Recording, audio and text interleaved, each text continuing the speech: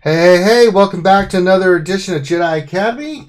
I'm Ranger J1999 from the RSG crew. Welcome to the show. What is Jedi Academy? Well, that's where we bring the best and the brightest of YouTube and game changers together, and then we mix in some knuckleheads like me from RSG, and we are a Q&A show, and all we do is we answer your questions about Star Wars Galaxy of Heroes. Glad to have everybody in the chat. Welcome. I know it's early. I've already had 2 coffees, and I am ready for more, so I've decided to go to Mountain Dew. I don't normally drink a Mountain Dew, but I need one. Oh, I was up late. It took me for to sleep. My back went out. I've got a migraine. You know what? That's what the good Lord made a leaf for. So, let's introduce the panel. First, she's my alcoholic apprentice from Canada, she loves maple syrups and long walks in the snow. TMoney G's here. Morning, how's it going? Did you get some sleep, young lady? I did. I got more sleep than I usually get, actually. Oh, you scared me with your whole, getting angry and needing to go to bed. I was like, maybe I need to go to bed. So I just went to bed after the stream last night.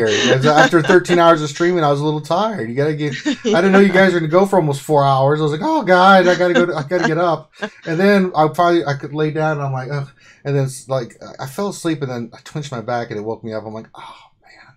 And then it started hurting. So I'm trying to, get in a comfortable position, right? And then I guess I fell back asleep a little bit because I took some leave, and then the way I slept caused me to get a crinkle in my neck, which is now giving me a migraine. And then I was like, more leave. Screw the kidneys. I need relief.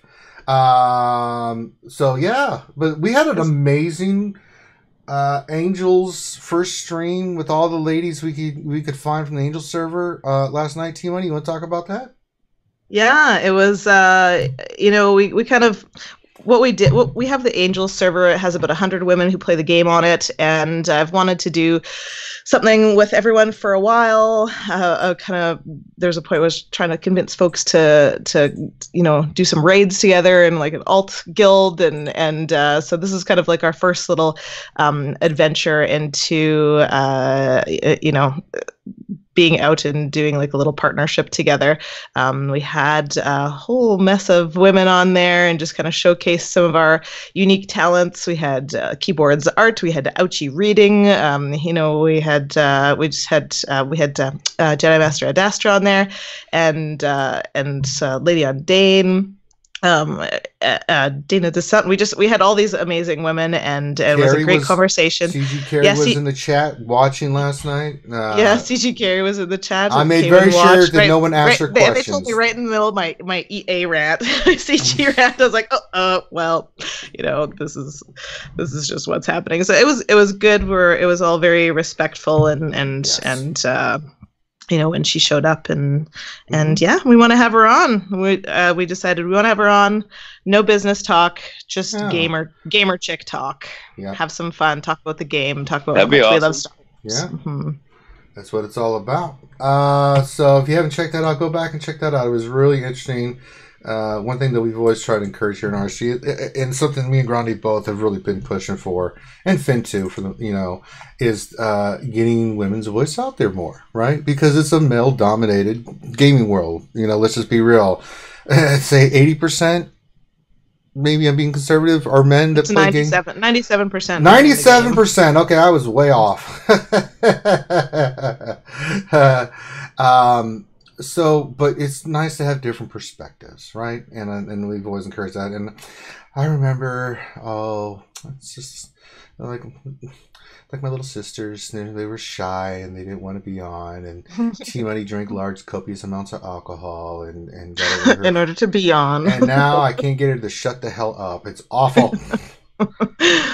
That's so true. Yes, Stranger. I'm very grateful. And we're going to try to keep that going. I don't think it's going to be a weekly show. I think it's going to be a monthly thing because they're busy. They got kids and real life, and it's just what it is. So if you haven't checked that out, I encourage you to do, guys. It really was a really fantastic show, and you can go back and check that out on YouTube, or you can just download and listen to it as a podcast. All right. Also join us from Korea. How many days is it in a wake up, King Felix? It's about 25. So it's not that bad right now. Then he'll And be my homebound. my wife just picked out the house. Nice. So moving to Tennessee. The tour asks, when will we have a female-only stream on the Mature channel? We've had several of those. I think every weekend, pretty much, we have a lot of females on.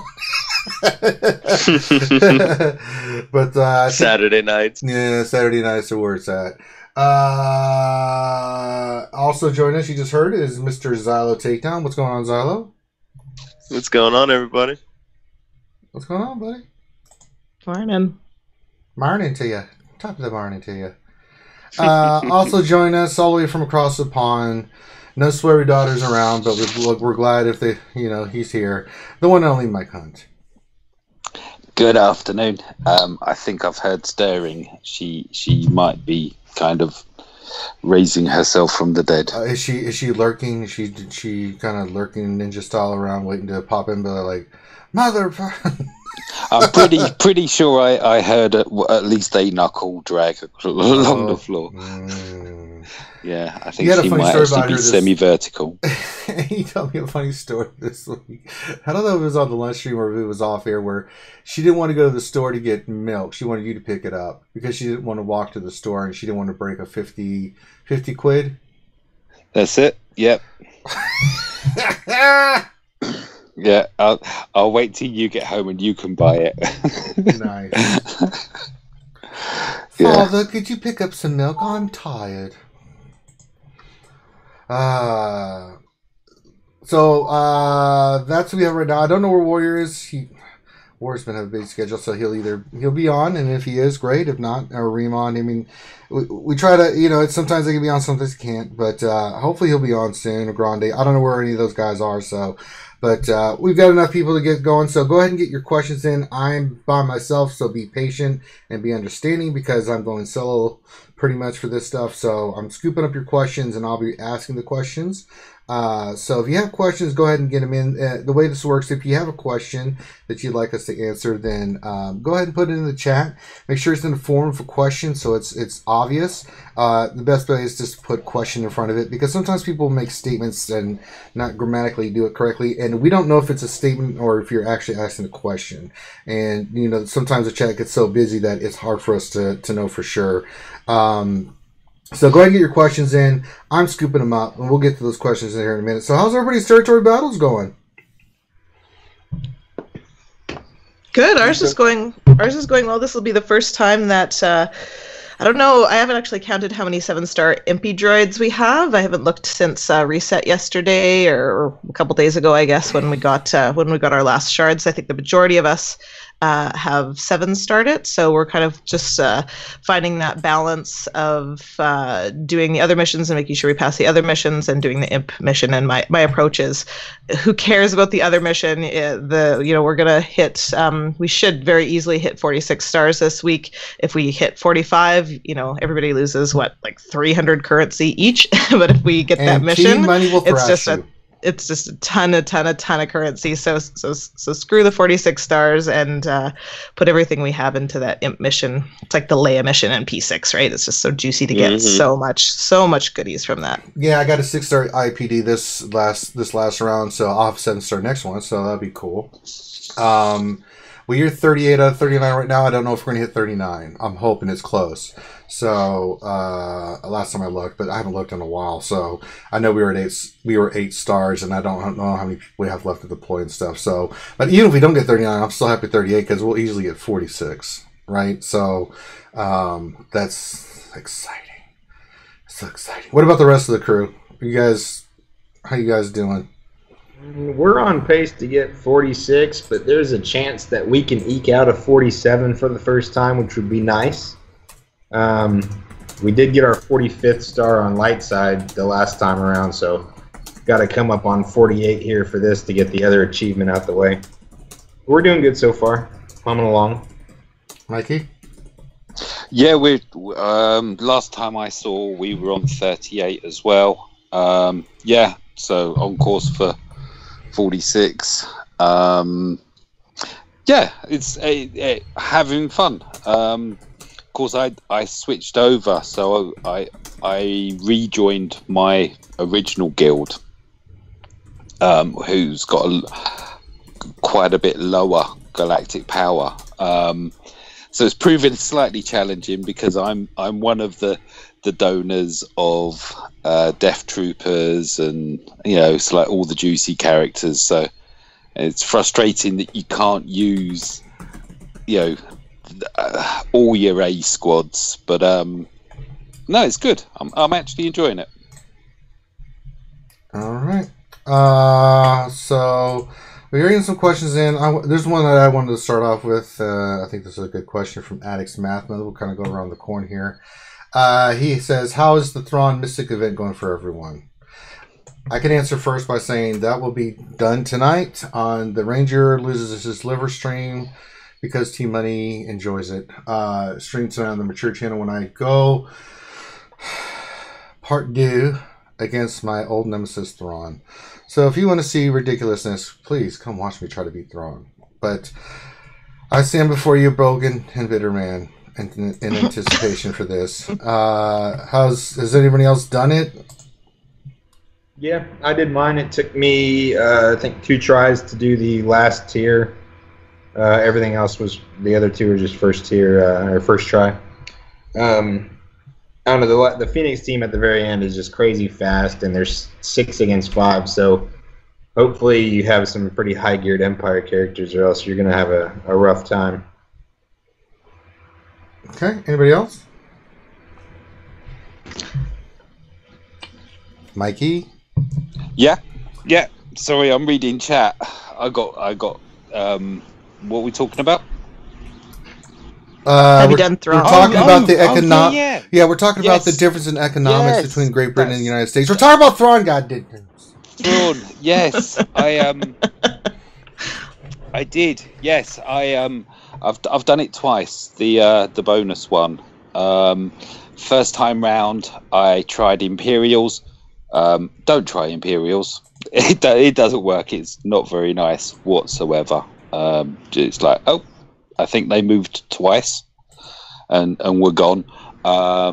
Then I tried a different combo. Can't remember exactly what it was, but that absolutely got hammered, and ended up Vader Palps, Shore Trooper, and I ran my let me say this correctly, Imperial probe droid.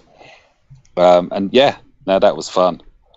IPD on shutting down all the Phoenix was fun.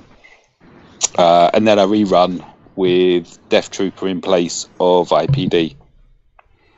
And Death Trooper is brilliant. If Death Trooper so dislikes Rebels, if you don't have Death Trooper, I'm telling you folks, he is sick. That is one of the best. He's for me, he's one of the top 10 characters in the game. The guy is ridiculous. He's amazing in Sith Raid. He's amazing in territory battles and wars. He's amazing in anything. He debuffs. He can stun. If he's facing rebels, he just does all kinds of crazy damage. Death Mark is one of the most sickest things in the game. Just ridiculous. I've actually got them on my channel. A shameless plug there, but you can see the effect that Death Mark does on some pretty tanky tunes.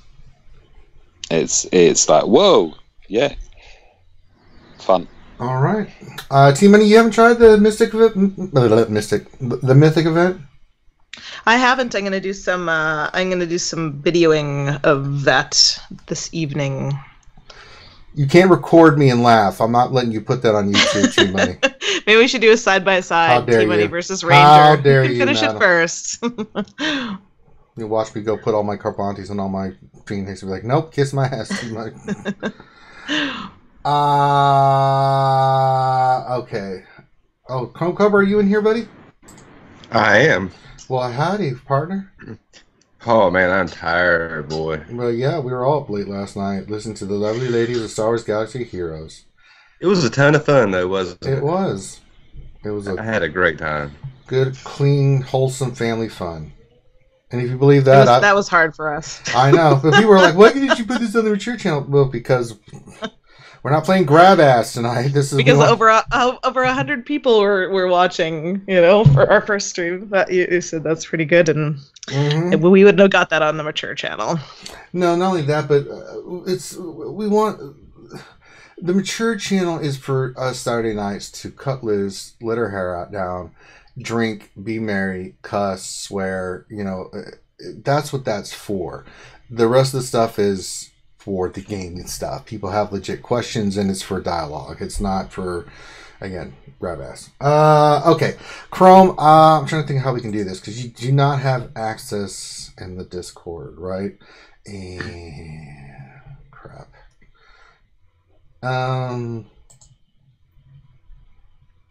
You could just put them in Skype. I can do that. Is that okay? Just throw the questions in Skype? Sure is. All right, I've got the questions up to member Tauntaun. So anything that starts popping in now, you can start throwing in there. Cool? It sounds good to me. I got you. Chrome Crib is stepping up. Make sure you get your questions, guys. Make sure it is in the form of a question. So if not, that's on you, not us. All right.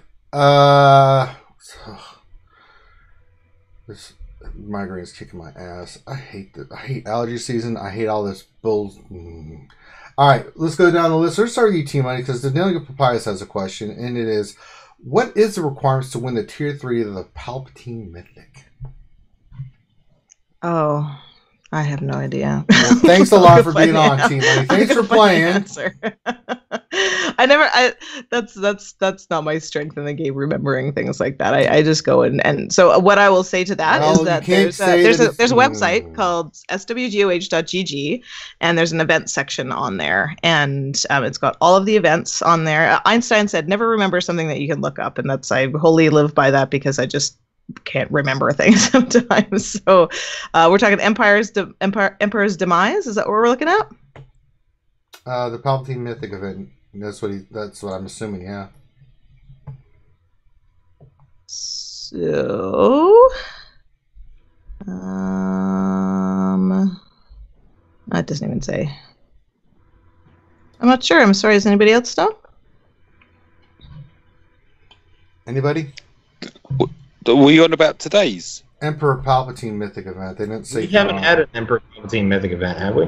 Yeah, I just realized. I was like, wait, have we had one of those? Pretty sure we haven't had Yoda or Emperor Palpatine yet. Yeah. No, we haven't. Yeah. It's just been R2, BB-8, and then Thrawn's the third one. What were the requirements for the original? Maybe it's for the original Palpatine event? It was Rebels. Palpatine, yeah. So you just needed 5 Rebels. It's going to be easy. 7-star. You're going to be able to use your CLS, your OG Han. You'll be good on that. Oh, he said sorry, it was Thrawn, not Palpatine. So he meant the Thrawn event. Oh, so the requirements, just 5 7-star Empire characters with Thrawn as lead. But if you want to win, they better be Gear 11 with good mods.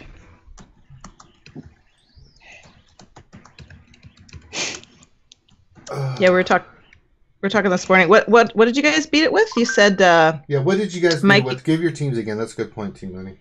So it's a forced Thrawn lead, and then I used a Palpatine, Vader, Death Trooper, and Shore Trooper. And Death Trooper is your hero in that entire team.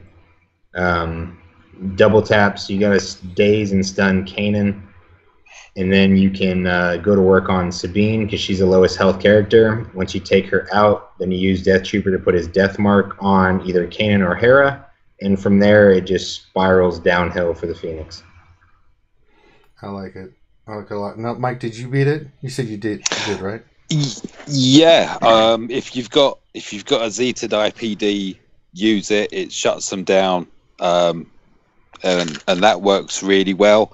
And then I got asked if I would run Vader Palps, Shore, and Royal Guard. That didn't go so well. I switched out Royal Guard for Death Trooper, same squad as King Felix, and that worked a treat. I was asked if I could take out Kanan first as well. No. So I know, but I was asked if I could try and do it. So that was the route that I took, and it still worked. yeah, Death Trooper definitely the star of that, the MVP. And Yep. Mike, you said that you tried imps with them and it didn't work. That's surprising to me. Yeah, Troopers? they got Too squishy. yeah. Really? The troopers are, Yeah, they don't have enough health decimated. because you're gonna get what 13 turns. You said they just get decimated, so you need like Beefies. and that team that we just mentioned is super beefy. Yeah, even if you did like double taunts, you'd still get ran over. One of those tanks would go down. Mm-hmm. Yeah, and of course you run in a Thrawn lead. That's an enforced lead. Right. So yeah. Vader Palps, sure. Death Trooper. That if you've got it, that'll get you there. Otherwise, I think you're going to struggle. I think it'll be Barney. Then you'll be Barney Rubble. Yep, but a lot of Barney, because of course any AOE tunes are just going to get wrecked. As all 6 of them, yes, all 6 of them counter. Sure. Good old King. All right. Next question. Sorry. Yeah, that's okay. King Felix will give the next question, and then after that one, Chrome, I'll let you read the questions. Does that sound cool? Yes, sir. All right. I appreciate you, buddy. Look at Chrome's about stepping up. I'm gonna tell Lady Yonde you get a hug. Oh, Or a slap in the face. I don't know yet. I'll figure it out. Okay. Remember Tauntaun's question? While watching the video of Darth Treya in Arena, this is for you, King Felix. Mm-hmm. I noticed her Zeta unique allows all Sith to be immune to ability block and stun since it's dispelled on their turn. Do you think this will be OP? Immune to stun? Or, sorry, ability block? It allows all Sith to be immune in ability block and stun. Well, I mean, it'll help against a mirror match because you won't get stunned from Palpatine. You'll avoid Vader's ability block. But eventually it's going to be the same 2 teams how it is now, mirror matches in Arena. I don't think Treya's lead is going to work in Arena. I still think it'll be Palpatine. The big question is going to be whether Vader sticks on that team or not. So for Treya, it'll help for sure. Immune to stun is always good, but I'll bring back another character that made herself immune to stun, and it's Jyn Erso, and nobody really likes that Zeta. So it's good in territory battles and territory wars and things of that nature, but yeah. It is not even close to necessary, though. It's not, but it makes a big difference. I noticed it when I did the Zeta. But you also, in that team, you got to have Cassian and Zeta. That's a big one, too. But that combination of Zetas on the Rogue One team really makes that team shine. Although, for some reason, every time I get to the 6th battle, it's a coin flip because, good God, it's like, sometimes you don't even get a chance. Like, oh, I died. I didn't get to go. They had full turn meter, all their abilities up. I had the damn ships ready to do airborne bar, and I died. It's like, what the? Oh, God. I'm glad I had 200 plus speed on my mods. That made a big difference. Wait, no, it didn't. Oh, Christ. All right, so Chrome, that was the last question I had. If you want to start throwing out the questions, then by all means, go for it, brother. Okay, we have one from Bad Horsey 1. I have finished Tier 2 of Secrets and Shadows and have enough crystals to get a refresh. Should I try it? Let's go to you on that, Zyla. What do you think? Zyla? What was the event again? Tier 2 of Secrets and Shadows. He has finished it, and he has enough crystals for a refresh. Should he refresh it? It's a 225 refresh, right? Huh. What's the crystal refresh? It's 225, yeah, with the ships and the stun gun carb thingy doos. Yeah, I mean, I like the rewards out of that event too, and I mean, I'm thinking about going and refreshing my first 2 again myself. So I mean, yeah, if you liked your RNG and if you're still farming up some of your ships and some of your Sith tunes, go for it. RNG wise, I pulled 8 cuffs shards. I was like, oh yeah, that was first time round. Nice. But looking at that, you know, it's worth the refresh, I'd say, because it's cheaper than the store. Is it though? Like, if you have your ships and you're getting 8 cuffs at 225, if you double that to, 500, and you're getting 25, how much is a half a lot of? How much is 5 cuff shards salvage? $100 million. So it's 560 for 20. Also, even if you have finished, the tunes, but you're still working on the ships, or vice versa, like you're still working on Nihilus or something like that, you're getting a lot of shard shop currency too in that. Yep. I would say it equals out, but I mean, you could always not get the gear you're looking for. Okay. Next question will go to Mike. What's the next question, Chrome? Now, this one's from Bad Horse. I had it mixed up. With the addition of the First Order Executioner, what is now the best First Order team for the Sith raid? It's always going to be a crew lead, First Order Stormtrooper, then Special Forces, Death Panda, First Order Officer. That is correct, sir. Would be, that's got to be the A team. And you need that Zeta on. So you need the 2 Zetas on crew, and you definitely need that Zeta on First Order Stormtrooper. I am loving that Zeta more and more the more I use it. Just ridiculous. The way you do First Order with that team, it's real simple. It's not hard. Go ahead, Mike. I Zeta'd First Order pre-crew. I had them all maxed, and it was so disappointing that I struggled and eventually gave up trying to make them arena viable. I had my First Order officer going at a ridiculous speed at the time. Didn't quite work, but no, you're right. And of course, if we could get if we could make Phasma viable, I mean, because her Zeta, where it increases the chances of countering, that team would be immense. Yeah, perhaps it's just not reliable. But First Order Stormtrooper, because if you're just speeding him up constantly, he's constantly calling people to assist. And he debuffs them as well on his basic. Debuffs them on his basic. He's constantly getting health and protection back. And you're getting the health and protection back from First Order Officer because you're constantly buffing him, right? And he's putting defense and everything. It's insanity. And you think your Panda, watch what your Panda does with that combos going on, and you got crew and the other ones getting called into. I mean, it's nonsense. It's really good. I don't know if I've actually uploaded it. I was messing about in our heroic tank, and I ran that squad. And what I kept trying to do was put give the Special Forces the turn meter, going for his assist call, putting that onto First Order Stormtrooper, and then having him call in. And when you get it with the Panda, oh my dear, that's just awesome. It's just mayhem. Yeah, it's really good. All right, next question. We'll go to TMoney. What's the next question, please, Mr. Chrome? We have Bing NKC.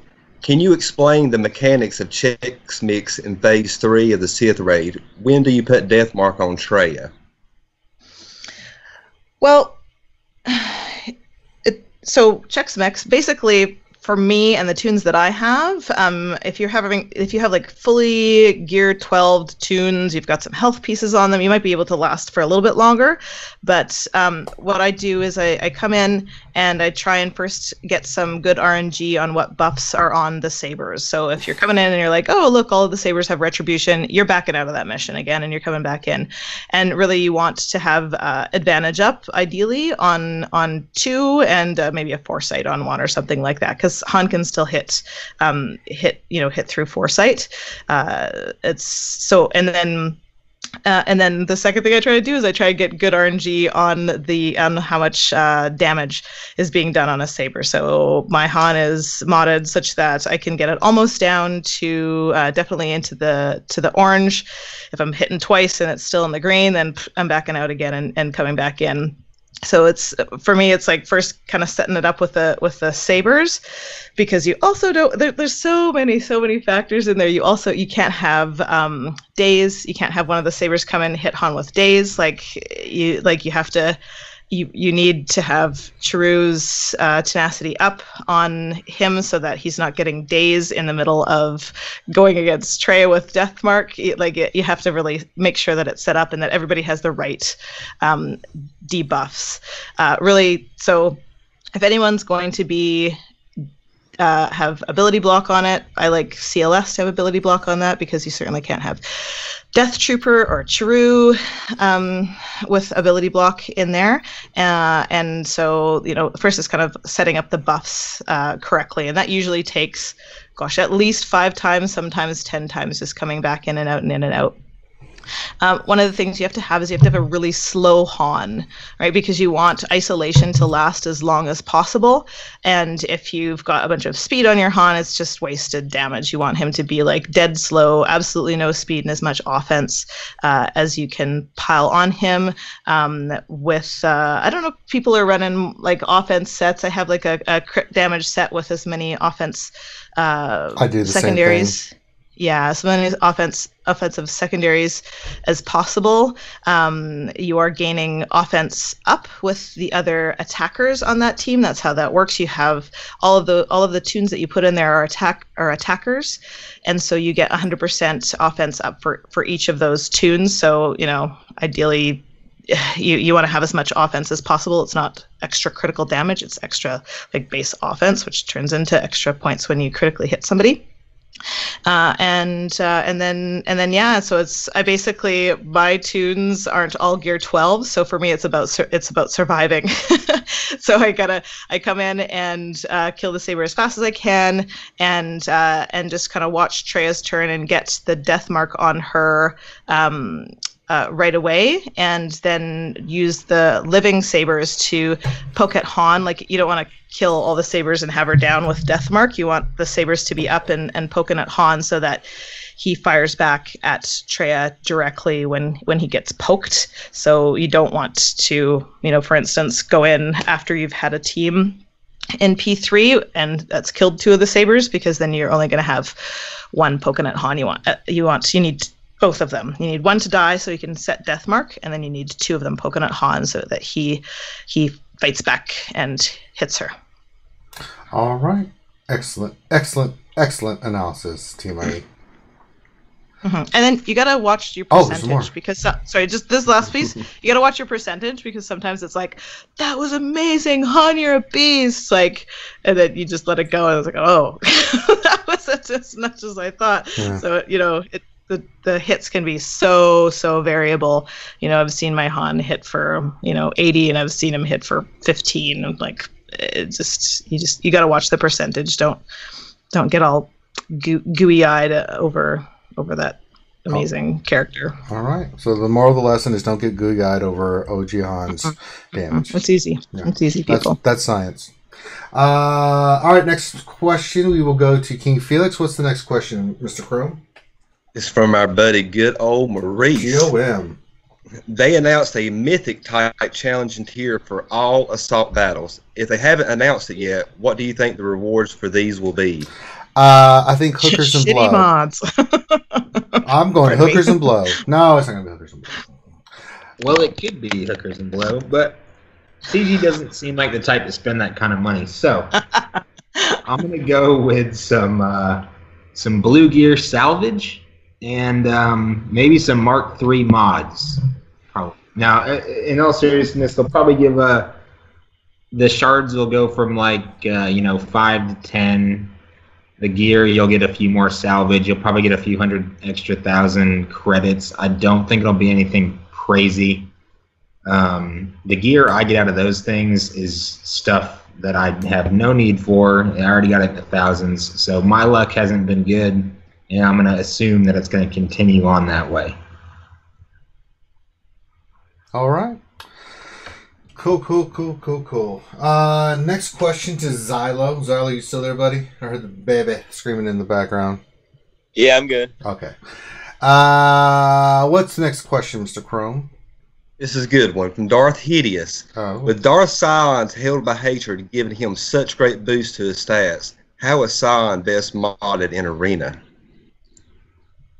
Well, for me, I'd like some health, some protection, some speed, and then a little extra offense, I guess. I mean, the statistics are kind of low and not where you want them at like 3 or 4 stars, maybe even if you have them at 5 stars, or if you wailed out, then I go with some like potency even.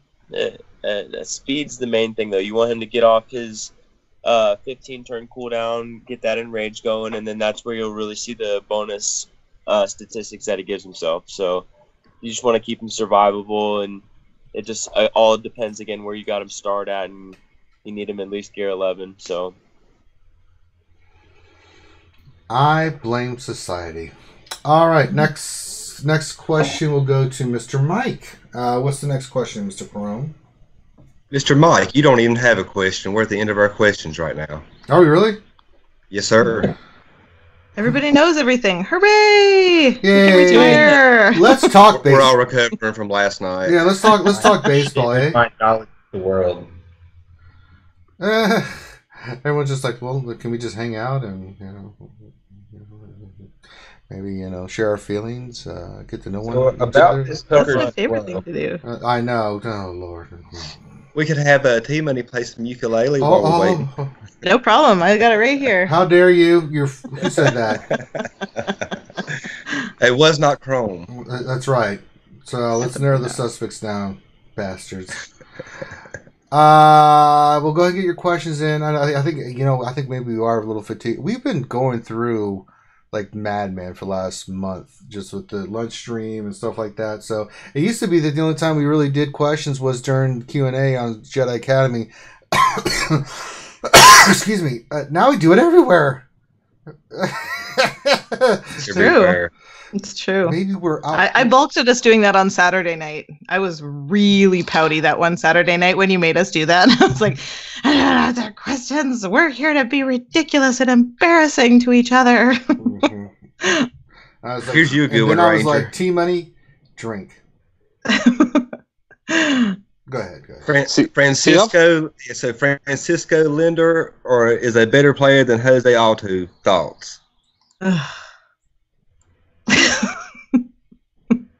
You're a bad man, good old Maurice. Shame on you. Oh, that was him? Naughty. See, I've got a question. Mark 12 Armortech multi-tool. I have got an absolute avalanche of tunes that I've scrolled 3 times across the bottom. So I can put it on Ahsoka, Hermit Yoda, Visas, Finn. The list just goes on and on. Ray Jedi Training, Special Forces, Marauder, Nihilus, Towson, Thrawn, First Order Stormtrooper. Like, which one is that? Sorry, can you say that piece again? Which one is it? The Mark 12 Armortech multi-tool. It's a multi-tool. The multi-tool, the one that adds 10% potency, tenacity, and 5% health steal. Yeah, I think the health steal is the key one on there. So if you're struggling in P1 to get a good score, I think that really turns it around. If you put it on, do you have it on Resistance Trooper already? I think he's got one, right? Resistance Trooper has, yeah, I believe I've already, because I knew that I had to get him. I might go Visas because she's in my P1 squad. Is she dying fast? She's pretty tanky, hey? Oh no, she's brilliant. I stick the shield on her. Nihilus keeps hitting her. She heals herself and whoever needs healing in the squad. She's awesome. Well, Ray's gonna survive no matter what, where she's at on your roster. So I would say put it on Visas. Do you have it on Scavenger? Does Scavenger Ray have one? No, she doesn't have one. No, she needs the other one. Where is she? It's There she is. Yeah, she needs the Armor Tech Bayonet. Yeah. And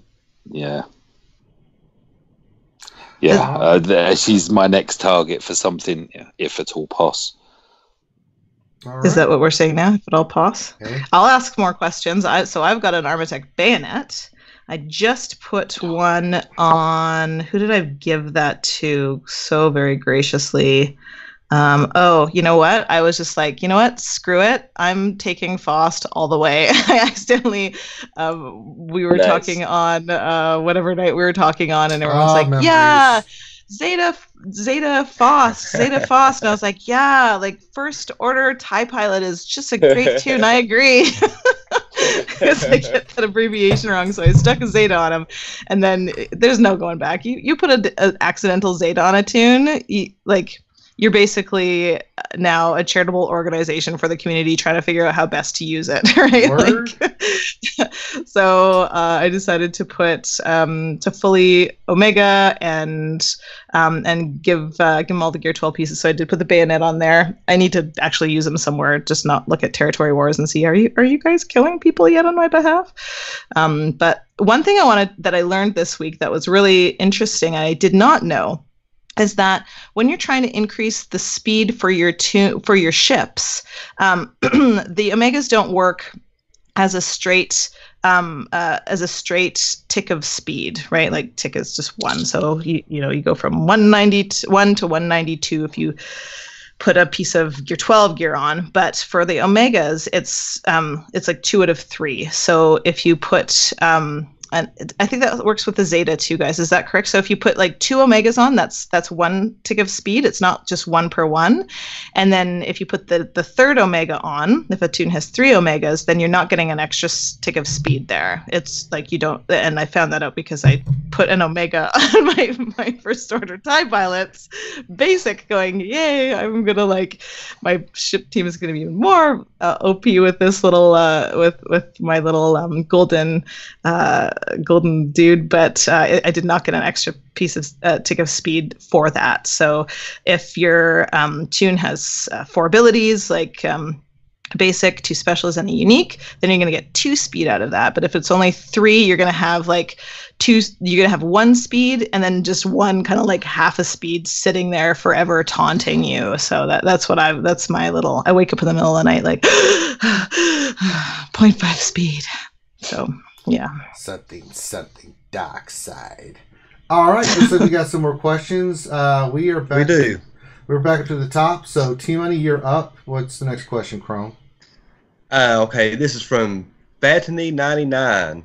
What are the minimum star and gear requirements to 3-star tier 3 of every mod challenge? I feel like I get these questions to that I get the hardest ones. That's what I feel like. No. Okay, so I'll do the ones that I know for sure, because I'll say first the critical damage one. So my Jawas are right at the very, very minimum for that requirement. I have it at to be able to sim the critical damage mods, and I have I don't have them all at level 85. I have Jawa Engineer at 85 gear 9, but that was kind of because I thought he was going to be useful in the tank raid.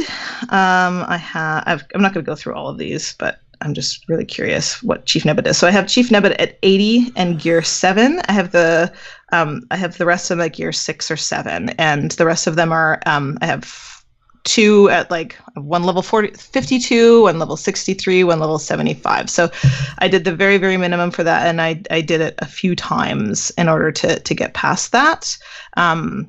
For the speed mods, really that was a harder one, if I recall. But I did put the Zeta on Finn early. And if you're a player early on, I still believe that the Finn Zeta is one of the best Zetas, if not the best Zeta in this entire game. It makes an entire faction very, very viable. And you can do a lot with very low gear tunes. My Finn is still gear 9, and I use him absolutely everywhere. I just adore that. I adore that toon. He deserves to be gear 12 for me, but he doesn't need to be. So you can get away with gear 7, 8, 9. I use Holdo in Territory Wars at gear 8. And my GP is 2.8 now almost. So like definitely they kind of should be geared for how much I use them, but they just don't need to be. So why do it? What else? I don't know. It's it's kind of just generally speaking, you go in and you try at the lowest gear that you have, and you figure out how far you have to go to get all the way through. Just what you need just to squeak by. It's just what you need to squeak by. Yeah. The offense mods were the last one that I did, just because I didn't have all the required tunes. I think mostly it's limited to what tunes are like if you have the tunes that are required, versus if you have the gear levels. You can get through most of them at gear 6 and 7. I'm a big believer in swapping mods, though. When people are like, I can't do it, I don't swap mods. I'm like, okay. You can't have your cake and eat it too, right? Just take. I'm swapping mods right now for the Bounty Hunter mission because I have a Boba at 11, an 88 at 11, and the rest of them are at 7. I think Dengar might even still be at 6, and I can beat that P5. Yeah, so I have Dengar and Greedo are both at 6. Zam is at 7. No, I'm lying. So Dengar and Greedo are at 7. Sam is at 8. And Boba and 88 are at 11. And I've beat it 2 times in a row. This will be the 3rd time. Because I move mods. All right. Let's go to the next question to King Felix. What's the next question, buddy? Harry Tasker. Oh. What is the best Wampa team for Arena? I would say... 5 Wampas. You just got to hack it and get 5 of them, and you'll be fine. I'm a big fan of the Rex-led Wampa, Talzin, Kenobi, and either Thrawn or Nihilus. I would probably go with Thrawn, as you're just really trying to using Plague to cut down the health, and then you're letting Wampa go absolutely crazy with his counter chance. I run against a team against that in my arena all the time, and it's a very, if you don't fracture or annihilate the Wampa, he's going to take your whole team out, piece by piece, because he's almost unkillable when he gets going. So the Rex lead is probably his best thing. That also gives him turn meter, lets him go faster, stacks more, he'll get more dots on the characters, put days down a lot faster. So I like the Rex lead. Word. Okay. Next. This question is for you, actually. Oh no, I'm scared. All right. It's from Bing again. Oh, Is Lord. Ranger looking forward to the Thrawn event on Mature tonight, as he was not on when I asked yesterday, and we want to hear from the man himself? Well, I'm looking forward to this about as much as I'm looking forward as TMoney pouring hot maple syrup up my ass. Hey, we have a safe word, Ranger. Use it. Rutabaga. In all seriousness, I could care less if it takes me 150,000 tries. You know me, I'll just keep going. It's all about having fun. And you guys enjoy it. So I'm looking forward to it. Yeah, actually I am, because really it's just about hanging out with you guys, being retarded, and watching me be retarded. So, a lot of It's time for some payback. It's time to whoop his That's ass right, this time. damn it. That blue bastard has got to go down. Maybe I'll Let TMoney do your mod swap. She's fine with moving mods, no. I can only handle Grande. I can't have TMoney in my other ear doing mod stuff. Like, it's cray-cray, I mean, Brian's like, should we do a mod swap and everything? And then force, I'm like, I don't have 7 hours, Grande. And for the last 6 months, I've been asking you to look at my mods, and you haven't had the time. Now, all of a sudden, you have the time? Mm-hmm. Interesting how that works. Science! Convenience. No, I don't know how it's going to go tonight, but it'll be fun, and we'll have a good time, like we always do. And everyone will laugh at my misery, or maybe they'll be shocked at my success. We don't know what's going to happen. You just don't know the future. You live for the moment. Did Finn make like a flashback video of? I'm sure he'll do something like a montage. We need a montage, part 2. We definitely need a montage. In Rocky Head, a montage. So yeah, there's your answer. Next question for Xylo Chrome. Looks like Warrior may have just jumped in. We want to get him in. Oh, wait, is that Warrior? Are you there? Yes, I am. Well, thanks. What's up? What's going on, buddy? Good morning, y'all. Sorry about being late. I was planning on being on the show, and then we had some last-minute changes to our four-wheeling trip today, so I was trying to load things up before we bailed. But I've got about a half hour or so I wanted to jump on and say, what's up? What's going on, man? You said four-wheeling trip? Yeah, we're going to go up to the mountains for the day and do some four-wheeling this weekend. First weekend off in a while, so what? Yeah, going to have some fun. What the hell's going? Is the world ending? Warrior has a weekend off? I know. Nights and weekends, that's all my life ever is. So had to schedule this thing off like 3 months ago. Oh, outstanding. Well, you know what? Let's give Warrior a couple questions back to back then. Let's get some of his knowledge going on in here. Knowledge? What's knowledge? Okay, let's get some of his mental lacklusterness a shot. Yeah, there we go. Okay, that's science. Chrome, hit him with a couple questions, my friend. All right, here we go. From Elliot Walsford, I guess that's how you pronounce it. Question: I am a new player, level 82, and just got 7-star Throne. I run Empire plus Crew in Arena. Should I sub out Throne for Crew, or do I need a tank in there? Team is Palpatine, Vader, TIE Fighter Pilot, Tarkin, and Crew.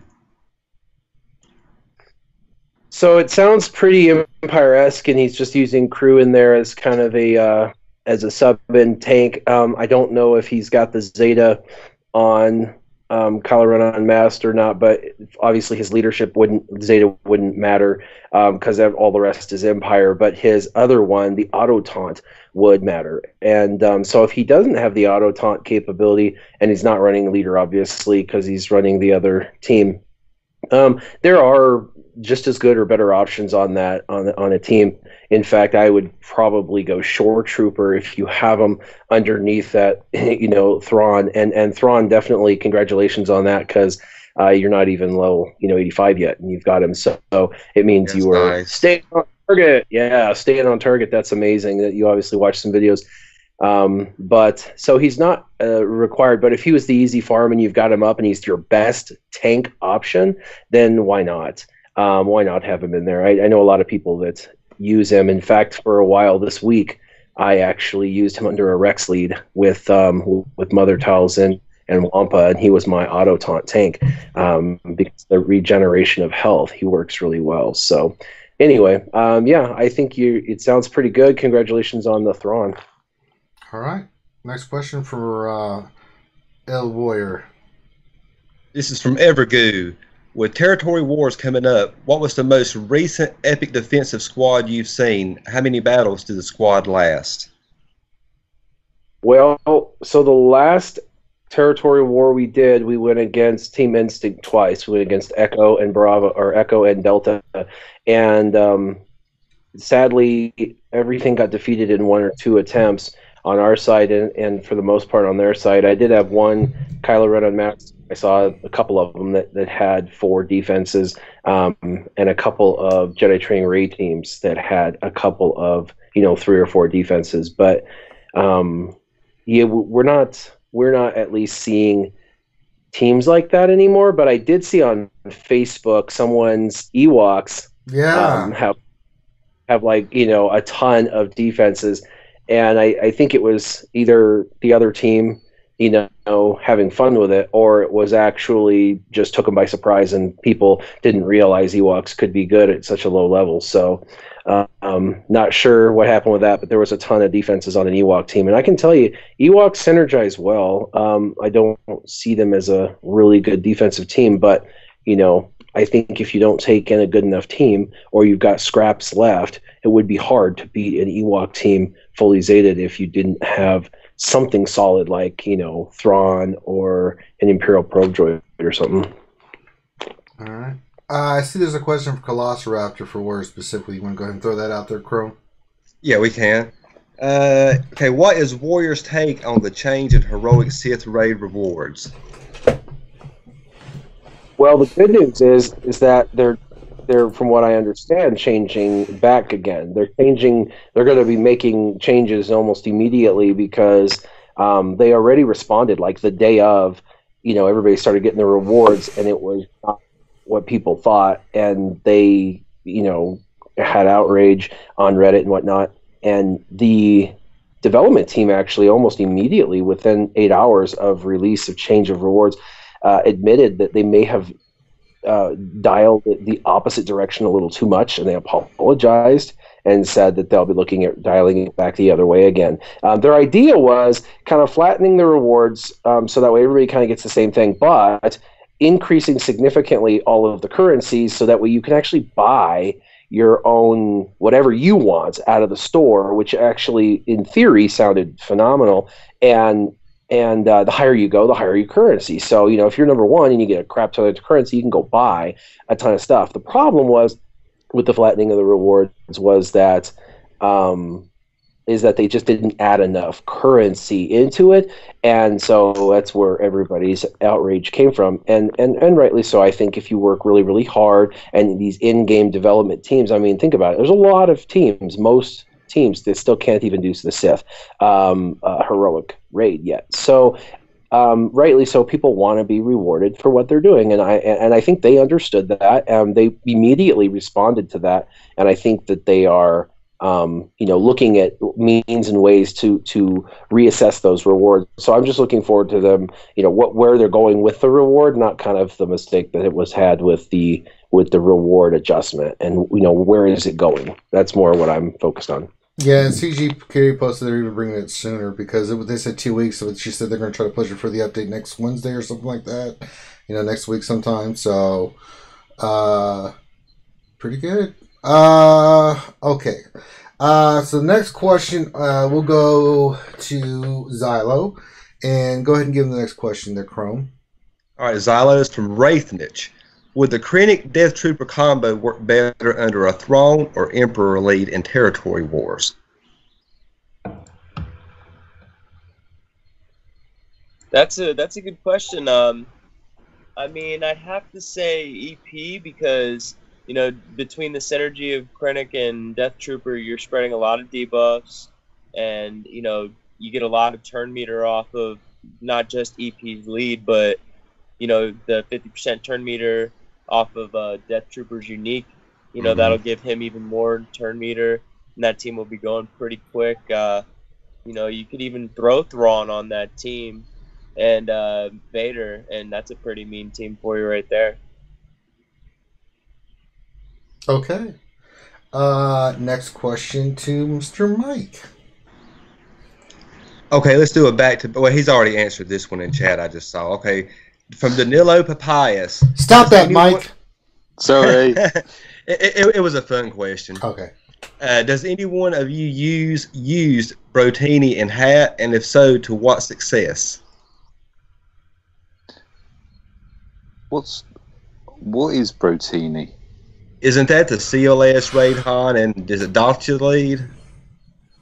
Oh, no, that's not one. I tried various Jawa leads many moons ago. That one. Yeah, I think it's a phase 1 of hat that's used for the solo phase 1 of hat in a few minutes. Okay. No, I've never tried it. I'll have to have a go at that one. Nukin makes a great video for it. Who? Nukin does. Okay, I'll have to check. Sorry.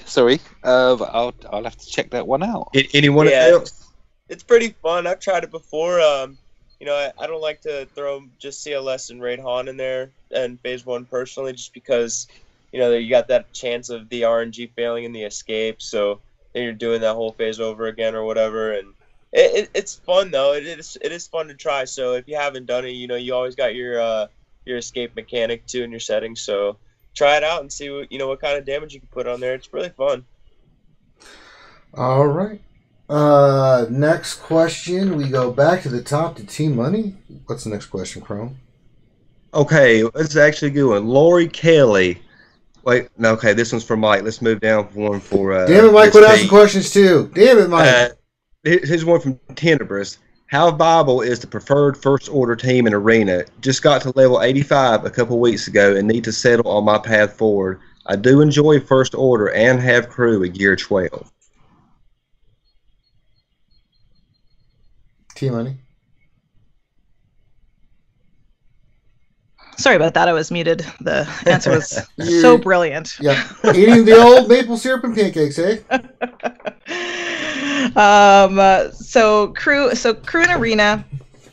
Definitely, I do see them in Arena at around 40 or 50. I've run them a few times in Arena, but not regularly. Like, they can be done. They have to really be quite pimped out and very, very fast, right? It's like Arena's all about speed these days. You got BB-8 making everybody like insanely fast. BB-8. Oh, let's check out this BB-8 in Territory Wars. Oh yeah, his true speed is like 220. And you take like 3 droids into account and yada yada, and then Vader with his plus 56 speed. Just from his Empire team, like it's all about speed. So crew gives an extra 30 speed, and then you can first order officer is quite fast as well, so you can pile on speed on him and use him essentially as Thrawn to turn meter swap with somebody. But yeah, I find with first order, it's really about getting that first shot off. If you can do that, then their turn meter gain is just insane. It's 20% turn meter on a critical hit, and then the turn meter train gets going. But if you have a team that's getting started before them, then they just kind of sit there like lame ducks, it's kind of like running resistance, fin-led resistance in Arena. If you can start before the other team, off you go. If you can't, then it's a slaughter. All right. Next question to King Felix. What do we got, Chrome? Okay, from Jumping Joey. I run Thrawn in my CLS R2 Baze and Chirrut team. I would like to know if this choice was good, and once I get my hands on Han Solo, who should go out of this team? Well, that does depend on if he has one of the Kenobis as well, because ideally you'd want to take out Chase, put in OG Han, Zeta, and then put in one of the 2 Kenobis to be that tank. If he's just getting Han, he probably doesn't have GK. And while Old Ben takes a lot of gear, takes a Zeta to make him great, he is right below General Kenobi, in my opinion, for a light side tank. I think he's better than Baze. And he doesn't require to be paired with another character to be effective like Baze does. So if you have one of the Kenobis, or will soon, I say you take out Chase, put in Kenobi and Han Solo, and then that team will start to really rock and roll. Especially once you get the bayonet on Han, he'll start just wiping the floor with everybody. All right, next question to... Let's do Warrior or Might. They have specific questions. All right, let's do Warrior. If he's got some questions, let's fire him away. Okay, here you go, Warrior. This is from Tauntauns. Did you see Traya yet? What do you think? And has anyone in your guild unlocked her yet?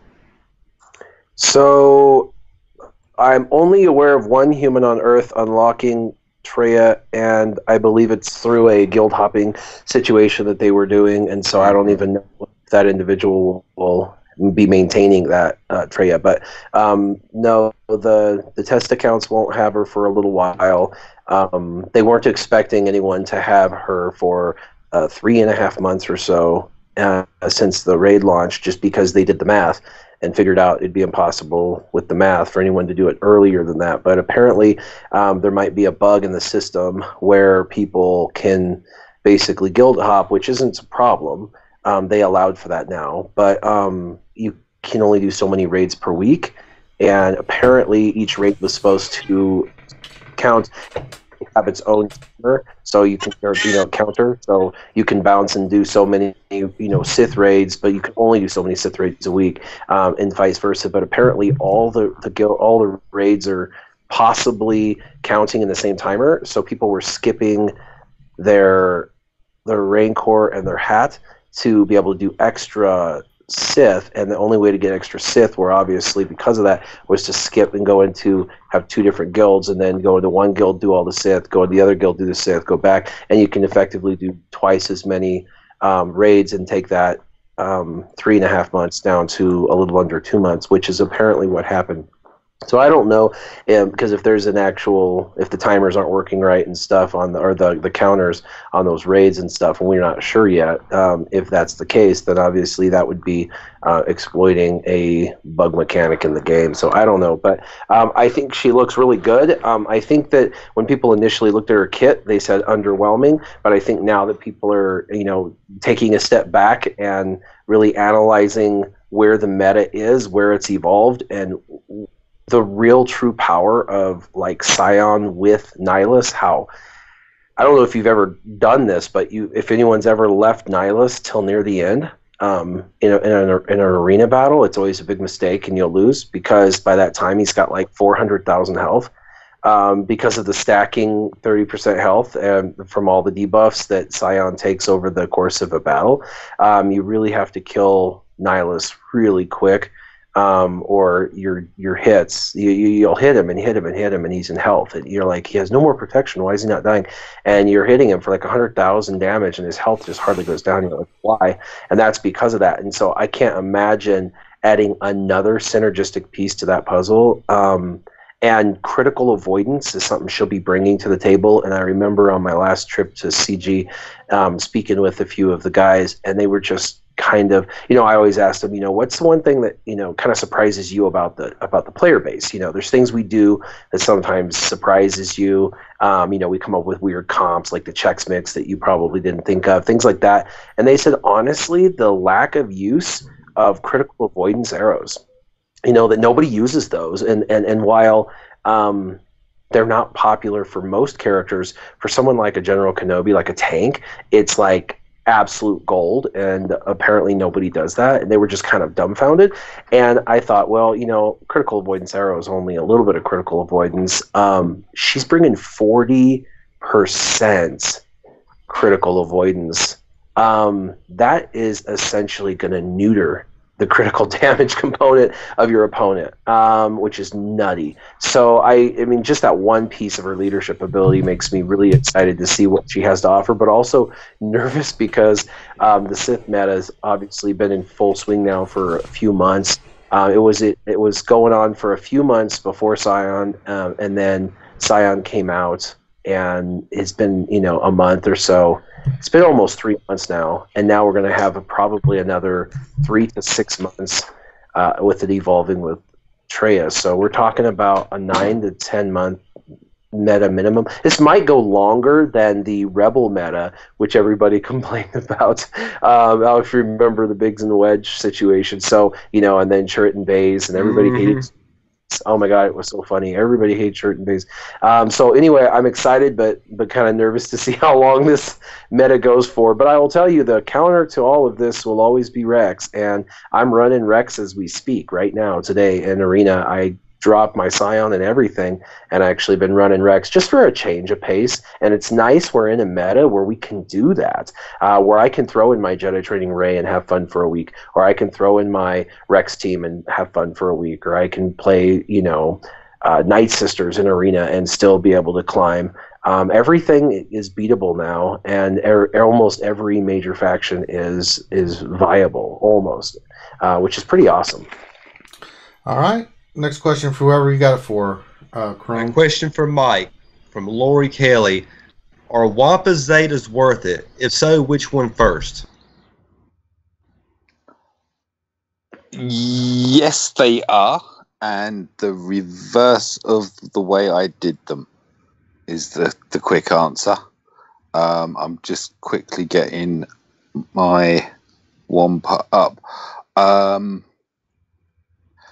Cornered Beast is probably the one you want to do first. That's the one that increases the counter chance, and also 5% health steal, 5% offense for each damage over time effect on each enemy. So that one first. The Furious Foe inflicts immunity on all enemies for 2 turns, which can't be evaded. So, yeah, I mean, that just kind of nullifies them and just makes it, prevents them healing and any womps. But the Wampa is as mad as a box of frogs. I think he's an absolutely fantastic character. And one of my very few 100% tunes. Had to be. He's just too good not to be. All right. Next question. Do we have specific for people, or are we back to regular old questions? See if we have one for. I don't see anything specific. All right, then we'll go to Xylo. Next question for Mr. Xylo. All right, DB. For 10th raid heroic Phoenix Phase 2, I have Zeta, Sabine, and Kanan, and struggling to get my 2%. What is the next Zeta order between Hera and Ezra?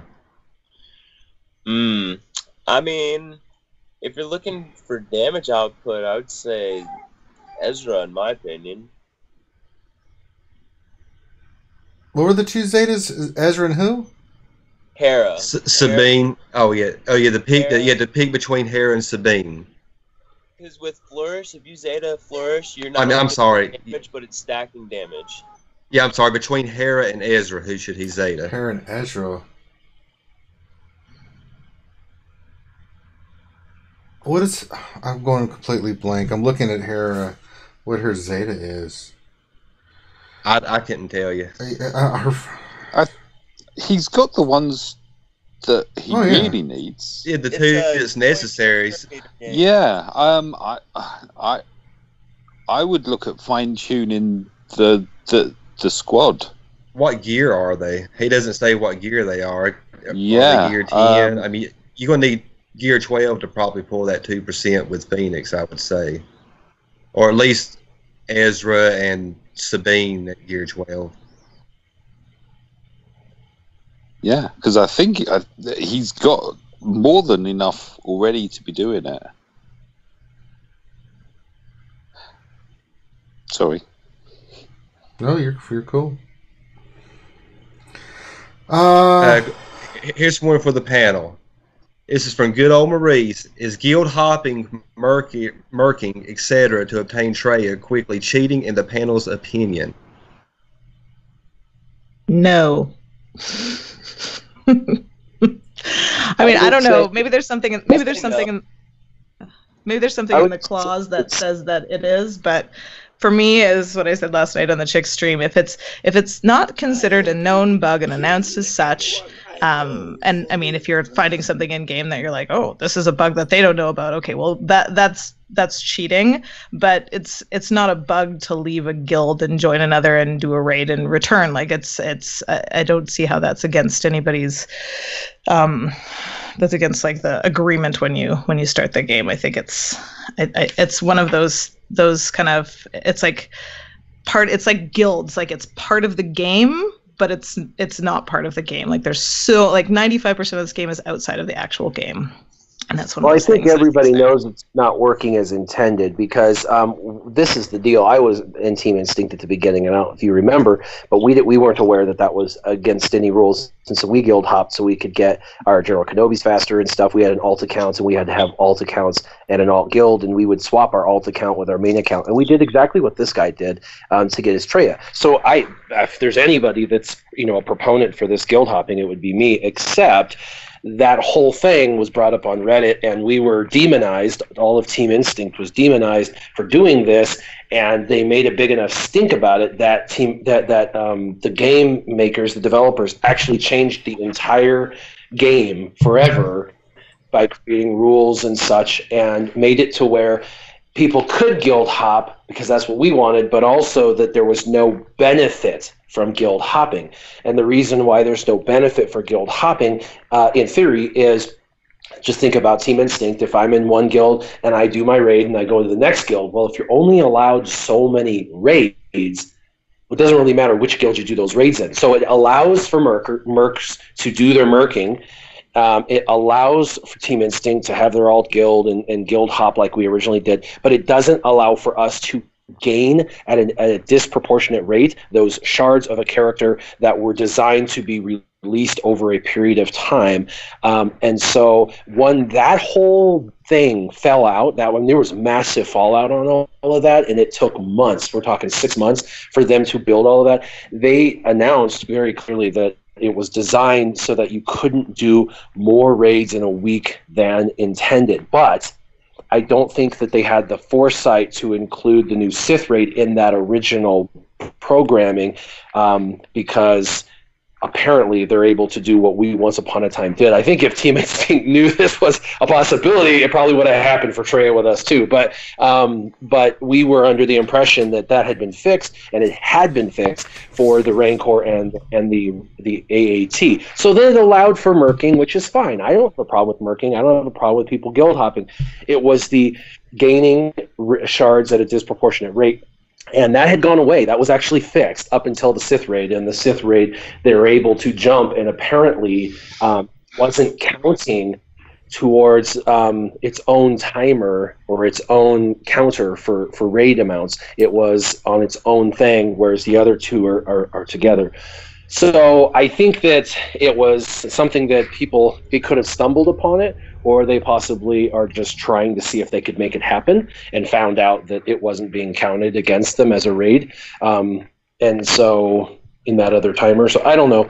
But I'm not opposed to it, but it is against the culture of the game, because they very clearly stated many times over, even on Reddit, that their design was not for guilds to guild hop with the purpose of getting extra shards. It was that they wanted to be able to give you freedom to guild hop, but only be able to obtain the same amount of rewards that a maximum guild could do. So for merkers, they could get, raid just as much as a Team Instinct or whatever, and they wouldn't have to be in the high-end guilds. So I don't know, it's a mixed blessing kind of thing, and they're going to look at it, and I'm sure it's not working as intended, because this is exactly what they tried to fix, a year and a half ago. So well, now they've came out with a way. I can't remember the exact timer on the cooldown, but now whenever you leave and join another guild, you have like 16 to 24 hours that you can't get into the raids after you join a guild now. So you have to wait that long now before you're even allowed to even join. You can't just join and immediately get in launch a raid and jump in on it. So but I think merking's still alive and well. Like, you can go and get extra hat rewards and Rancor rewards and Sith rewards. It's just there's a limit on what you can do, even if you're coming from a guild that's doing 30,000 tickets a day. It's not like you can go and you can't go hop and do one every single day. I don't know if it used to be like that. That's crazy. But it's like there are limits, and you can still do it. It's just not a free-for-all. Did it used to be a free-for-all? Could you just go and do as many as you wanted to? You got gumdrop kisses and hugs and everything. Oh my gosh, I love gumdrop kisses and hugs. The worst part is now when we go out to do one, and you get there, then you log in to get it, and it says, locked out of rewards for, however long it is, and you're just sitting there doing nothing, so you just have to hightail it back to your guild because you don't have time to sit around and wait for it. That's right. That's embarrassing. All right. And you can always still help, right? Like if I think it's always set up like that you might not be able to get rewards, but if you want to go and help sister guilds to conquer raids, you can still do that. You're just not necessarily getting you can't do 4 heroic Sith raids a week. You can do one every whatever it is, a month, or 6 weeks, or whatever the timing is. The thing was not only the cooldowns with switching guilds, but there was also you can only do so many heroic raids a week. Physically, you can only do so many before it says, even after you do the heroic Rancor. I don't know if you've done this, but I have, where you participated in an extra heroic Rancor, and it said, sorry, no rewards, you've exceeded the maximum number core in a week. And that's what I'm talking about as far as that timer thing or that counter. It knows how many you've done in a 7-day period, and it doesn't matter how much you hop and how much you help. You will be limited by your rewards. Apparently, the Sith raid is not this way. It was supposed to be, but it wasn't, because it was supposed to follow cadence like all other raids, where it limited you on the number. So they were able to use an old school, old hat trick to basically gain additional pieces. And I don't know, who knows if they think it's an exploit and they're exploiting it, or if they stumbled upon it accidentally. It's CG's job to fix it and to make the team aware of it. And it's the individual's, liability once the team actually publicly comes out and announces it. But they kind of did that, a year and a half ago with the other 2 raids. But lots of changes in a year and a half. I mean, this person who did this possibly wasn't playing the game a year and a half ago. You know what I mean? Yeah. Real quick, Tenebris just donated $20, and he just said, just a thanks to RSG team for all the knowledge sharing. It's been such a big help to me as I progress.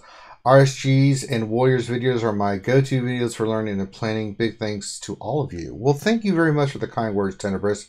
I don't know about Warrior. We only let him on and out of the cage when we can. So, no, I'm kidding. We're glad to help you, and I'm sure Warrior has the same sentiment. Oh, absolutely. I'm always happy to be on RSG stream. No, I mean about helping people. Yeah. We suck. You could say it.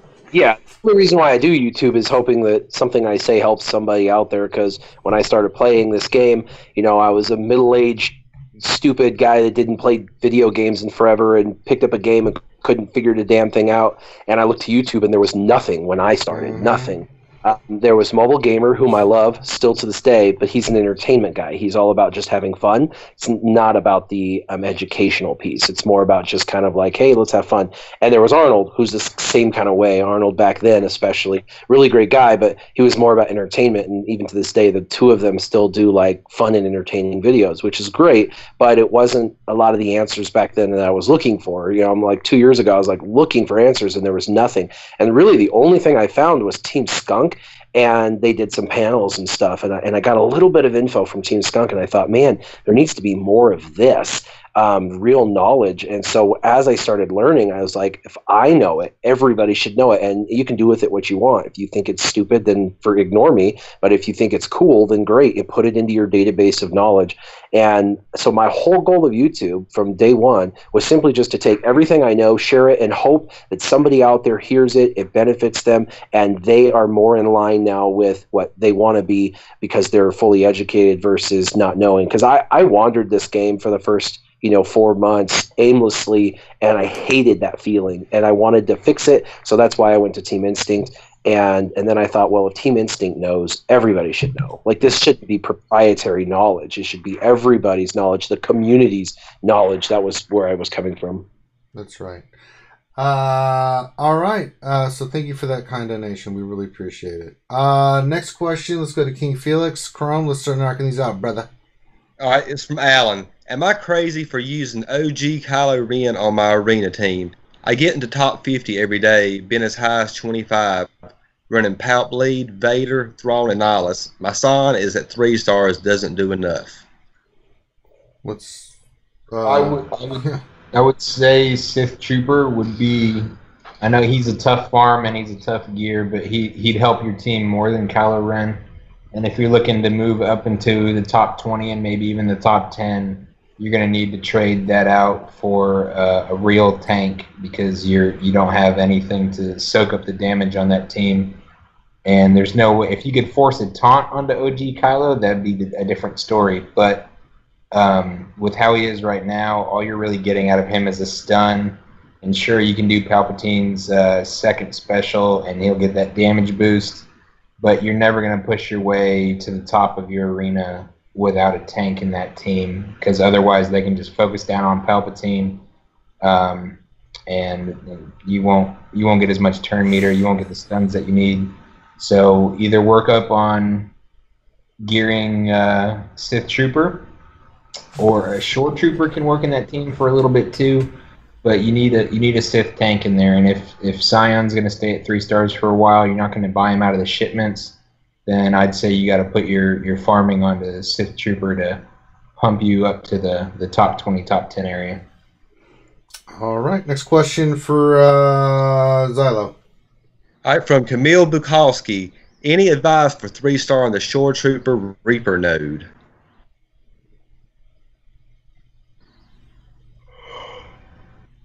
Xylo.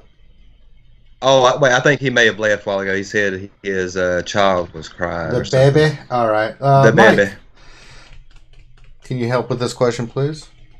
I saw this question earlier. I was racking my brains trying to think. Right, I run an alt account which has 1-starred it, and it's really struggling. It's a light side battle, isn't it? Light side 9B. Who's your buddy? Yeah. You got to call a friend, buddy. You got to get that high-ranking player in there. As I'm telling you, the best way to beat that is like phone a the friend. node. Oh no, I've got like golden CLSs that I can Oh call well, I in, forgot but, this is you. but- Oh Lord. but my it's not helping. From what I recollect, I helped a few people do that node, and they were asking for the Jin lead and going that route. That's where my memory's taking me. Unless you've got a reasonable Jin that you can run as your main, in which case then get the best CLS that there is out there. Yeah, CLS with Jin. If you got if you need an ally, hell, send me a message. I'll give you my ally code. I'll put Jin on, and then you can rock and roll. Resistance is always good. Yeah. 3-star. I mean, you don't need them gear 8, gear 9. Of course. I'm a firm believer in the Zeta Fin lead for that. Mm-hmm. Borrow someone's PO. Ask someone to give you a fast PO. I'll give you my ally code and put PO in the lead. Mine's like 260 something. And use it with your resistance. And then rock and roll. All right, next question. We will go to the top TMoney. All right, from Danilo Papayas. I have an arena team of Zeta Palpatine, Vader, Sith Trooper. It's like 6-star Darth Nihilus and CLS, who will be replaced by 3-star Scion at Gear 11. Can you explain how and why a Zeta on Darth Nihilus greatly benefits this team?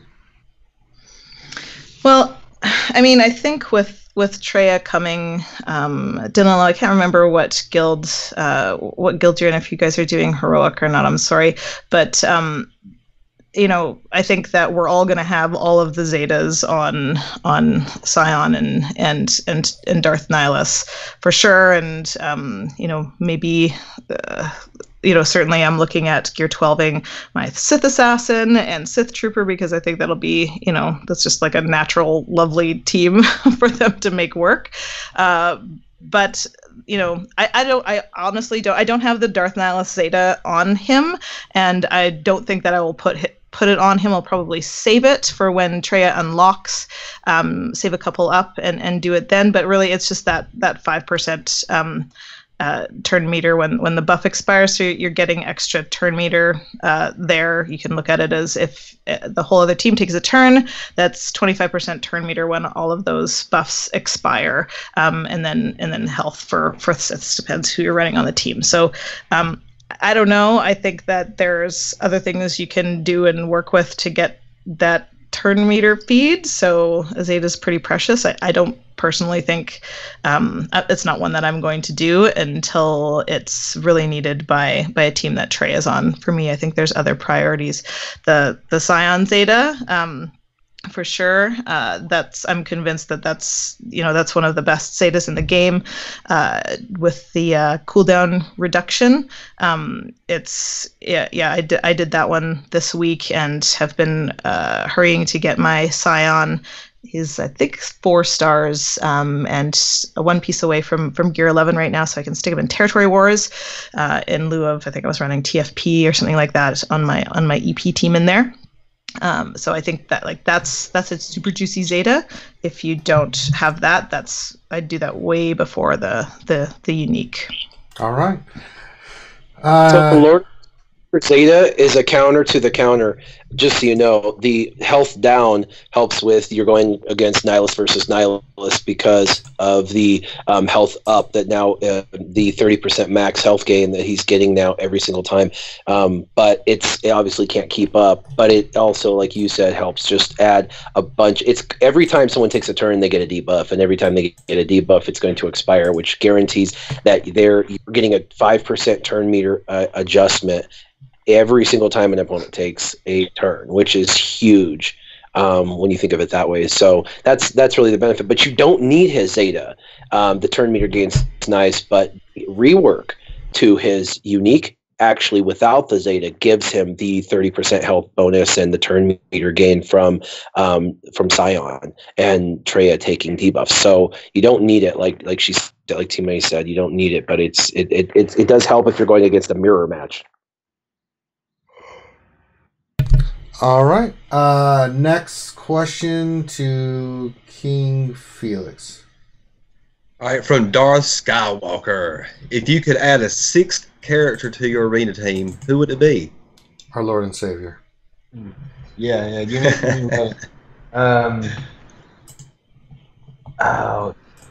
so I'd actually change my arena team if that was going to be the case, and I'm running a Palpatine, Scion, Nihilus, Thrawn, and Vader, and I'd get rid of Thrawn and I'd add Krennic and Death Trooper.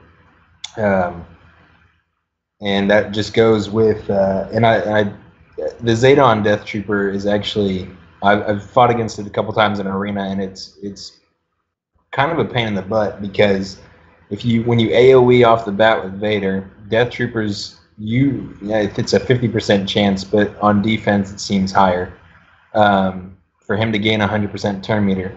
So then he throws his grenade. Nihilus will get turn meter from Scion getting hit, and he does his Drain Force, and then all of your specials are on a 2 cooldown right off the bat. So I would go with that team and probably never lose another character in arena again. All right, next question. We'll go back to Warrior. Go ahead and fire away, Chrome. Okay, from Bing. Can you explain how the ally invite works when doing nodes, and what do you think about the new ship node coming? So I don't know a ton about the ship node, just that they want to create kind of a PvE board for ships. And so it's going to be a new board for rewards. So what's good about that is all of our other nodes have kind of filled up. So it's really hard to know where they're going to drop future content. Well, there you go. It'll actually force people to care about ships because you'll have to go through the board. You'll have to have better and better ships, and they'll probably put some good people on the ends of those nodes too, just like they do with like Cantina 8B kind of thing. So the extra board, the PvE content, that's cool. It will be fun temporarily for us to feed it, and then it'll give them future expansion possibility. There might be other future ship changes, which I'm excited and looking forward to as well. They've talked about possible changes to ships and stuff, so I'm excited to see what they have to do. As far as how does borrowing a person, so let's say you're ally friends with me, and so we're allies, and so I pop up every I think it's 6 hours. You can use me 4 times a day if you do it perfectly, but I think most times it's 3 times a day because people actually sleep for their lives. Then you can use one of my characters 3 times a day on a battle. When you go into a battle, it's whatever the leader was that I used last in that mode of the game. So if you're going into Cantina, what was the last Cantina leader I used? Whatever it was, that's the Cantina leader that it's suggesting. Also, if you go to light side, it's whatever the light side leader was I used last. So I can actually stage things for people. If they say, hey, I'm going to do light side 9A or whatever, random, I can go in and I could put CLS, or I could put Jedi Training Ray or something in there, and then it registers after a little bit of time and lets them use that individual. I have noticed some odd variances off of the characters that I have on there. Like I had someone borrow a Rex, and I've never used Rex in any of those PvE environments, but I use them in Arena. So I think there is also a randomization at times where it gives your Arena leader to people as an option as well. So, but traditionally it's just whatever. If you're light side, what's the light side leader I have staged in the last light side battle I completed, and whatever that is, that's the person they're going to borrow. All right. Next question to Mike. Go ahead, Chrome. All right, Mikey. Who is the absolute worst character in the game? Oh, Lord. It's from Darth Not this Skywalker. question. Oh, Lord. Ranger. Oh. Yes. Yes, TMoney? Oh, You were it's trying to Ranger. be funny. Oh. It's funny because Your it's character. not. I saw this one pop up, and I've got to be honest, the first character that popped into my head was Heath Koff. And you're all like, who? Exactly. No, You Goth can is my, name my so- biggest regret in the game. Yeah, I 7-starred him a little while ago, and I still hate it. Jedi I mean, the others you can have giggles with at least. I mean, Mob Enforcer is pretty awful. I don't know. Yeah, that's the first one that popped in my mind was Mob or Enforcer. Jedi Knight Guardian. Those two is just like. See, I thought Guardian, but she. No, she's she's awful. got an AOE. I No, mean, she's awful. She's nowhere near where she should be. I totally agree on that. But she's not atrocious. I mean, I remember actually using her very, very early days. For Yoda, I think I got my 5-star Yoda with Jedi Knight Guardian. See, so she did or has had a purpose, which is why I couldn't go JKG. But Heath, I make a point of just stunning him and getting rid of him, and like, what's the point? What is the point? What is the point of all of it? Very philosophical question. Well, on the same note, who do you all use to get your 0 damage in raids? Mob Enforcer. 7-star. Go in there, die. Thank you. I appreciate you. Pow. Oh, she said pow. Pow. I got the pow. Is anybody going to start using the Hermit Yoda trick now to make sure you don't get a score in it? I saw that last night. I forgot. Of When I course, get him to 7 stars, yeah, that's a quick way to go like, oh, come on. I'd forgotten about that one. World's Yeah, fastest 0 post. Yeah, it disappears before the battle even starts, and it's still That trying was to the load funniest up thing I've the ever screen. seen. That video yesterday, TMoney. Who posted? Who was that from? That's Adastra, Jedi Master That was Adastra. so funny. He gets to watch the videos like, fight you, I will. Wrong, I leave. Ditch the situation, I will. All right. All right, we got 3 more right here. All right. Fire away. You know what, Chrome? I'll let you go. Joker's Wild, you pick who you want. All right, let's see. Here we go. This is around the corner. Darth Skywalker. Will they ever add more clones? If so, who? Wolfpack faction! Well, they're all the same person, so that's. No, they're not. They have personalities. Look, I'm a clone and I take offense to that. All And so do Canadians my clones? 9 million brothers and sisters. All love maple syrup, eh? I think they should have a Wolfpack faction with Plo Koon as give him like a boosted lead, like a reworked lead. I think it'd be awesome. You do that with a lot of the Jedi. It'd be fantastic. Fix Mace. God, please. RNG Jesus. Please. Well, Grande was talking about this the other day. He was talking about with the Rex lead, the leadership the is double for all the attack, clones. yeah. So if they made any kind of halfway OP clones that they would just own in arena, and there's nothing we could do about it. Yeah, God forbid clones kick the crap out of stuff like they did back in the old day of them fighting the wars and stuff. You know, warriors. God forbid warriors kick ass. All right, next question. All right, from Alan. I'm very curious what each of your favorite animations are in the game. I'm partial to Nihilus's Annihilation, but Vader's Coil and Blade is very cool too. Saber Throw from Sith Marauder,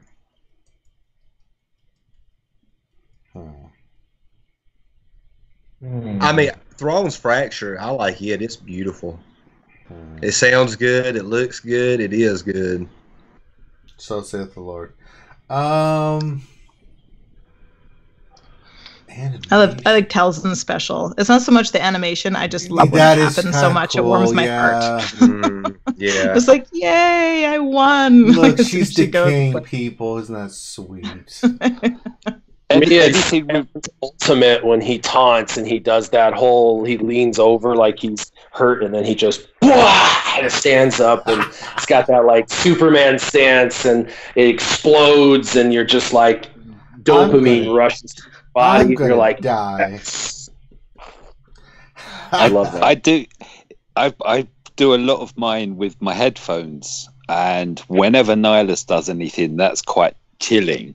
And that's like, ooh, especially stereo. And He's it's like, what? Did anyone else hear that? All right, you guys, I got to bounce. And ladies, thank you very much. Go have fun with the family, dirt biking or whatever, four-wheeling or... four-wheeling, yep. Yeah, do a little bit be safe. Thank you again. Yeah, we love you, Warrior. We'll pimp your stuff for you, so don't you worry, buddy. Take care, bud. All right. Bye-bye. All right, one. Good luck. All right, last question, please. All right, what is everyone's favorite faction? This is from Darth Skywalker. I'm evil, so it's Sith. I will always be a Sith at heart. You see at the Empire. I tried them a year ago until the whole wigs changed. Will rule the galaxy. I'm not gonna lie, mine's clones. I love my clones. Well, I'll give you that. Imperial Troopers are good too. I do love playing them. I like something about the generic characters that I also love. Clone Sergeant. Hey, that guy. That's one of my favorite guys. It's good old Clone Sergeant. I'd have to go. I'm kind of torn between. I mean, Maul's been my emoji or whatever for forever, but I do like bounty hunters. I know that they're not currently they're not viable in many places, but I really embraced the dark side territory battles when you have the special and bounty hunter only missions. Love them. And looking forward to the reworks on the way. All right. TMoney, your favorite faction, real quick? I think probably, if I had to ditch all the rest of the tunes, I'd keep my Night Sisters. I figured you would. I really do like. You're such a woman. Shut up. And you're Canadian. I really do. I like the Imperial Troopers though. I love the turn meter manipulation, and you don't really get that with Night Sisters. Ventrously just isn't enough for me. And their outfits are fabulous. Well, some of them are. Not all of them are. What am I talking about? The leather, come on, you would wear it. Oh yeah, you betcha. Yeah, let's see. And they're one with nature. They just suck the life out of it. Okay. All right, so that's all the questions we have for today. Thank you guys in the chat for participating. If you have more questions, then just jump on our Discord. That's what it's there for. Get those questions in. So now is the time of the show where we pimp. I will pimp Warrior stuff. If you don't know, Warrior has his own channel. You should know. I mean, if you're not following Warrior, you're a knucklehead. Great stuff. He has two channels. His main channel, which he does most of his videos on, characters and things of that nature. And then he has his roster review channel, Warrior's Roster Review. So make sure you check those out. And now we'll go around the corn for everyone to pimp their stuff. TMoney, eh? Where can folks check you out, eh?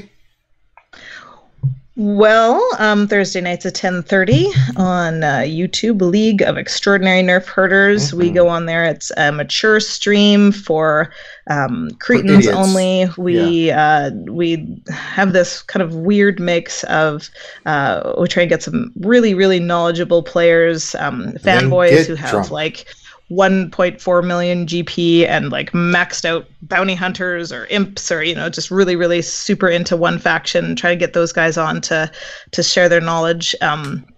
Last week we had two guilds that were one that beat the Heroic Sith raid at 120 and 130 million GP. That was a super, super interesting stream. And then we absolutely rant about the changes to the Sith raid for an hour and a half.